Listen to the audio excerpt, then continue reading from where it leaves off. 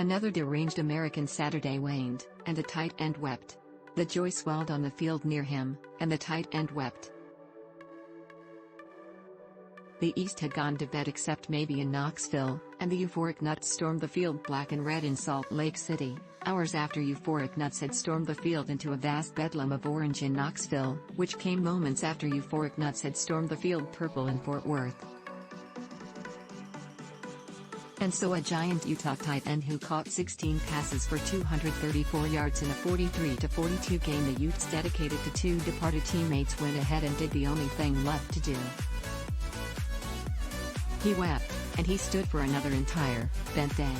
As big number 86, Dalton Kincaid, wept briefly for all on the TV cameras to see, he reminded how life improves when 6'4", 240-pound tight ends find the weeping too much to stem. He reminded how previous generations might have been too frail to weep, too fearful of the potential appraisal of others. Most of all, he reminded how in this kookiest concoction of a sport relentless in the senseless, some Saturdays tear through all the emotions, all the way from the 43-40 in Fort Worth through the 52-49 in Knoxville to the 43-42 in Salt Lake City, until the only choice left is the happy weep. 3. Alabama that upheld one of the weirdest tenets of a sport stuffed with them.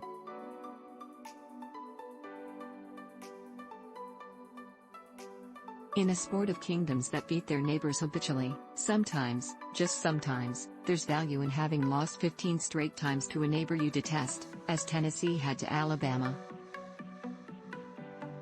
Sometimes, just maybe sometimes, there's even a hint of value in having gone outscored a harrowing 589-201 in those 15 annual alleged games with their hollowed second halves.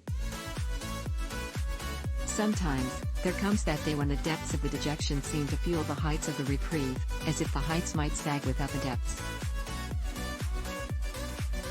It happened in Ann Arbor last November, when Michigan finally took a brute solution to its Ohio State problem after going 2-17 through the new century.